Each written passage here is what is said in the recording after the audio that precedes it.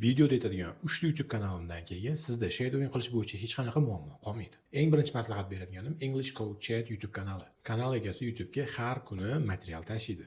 Undan tashqari eng yaxshi joyi hamma berilayotgan materiallar beginner friendly, ya'ni siz ingliz tiliga yoki listeningga yoki speakingga endi kirib kelayotgan bo'lsangiz, shadowing qilishga bir ayni muddao bo'ladi. Ikkinchi maslahat beradigan kanalim bu Rachel's English deb nomlanadi. Video davom ettirishdan oldin обязательно kanalga podpiska qilib qo'ying.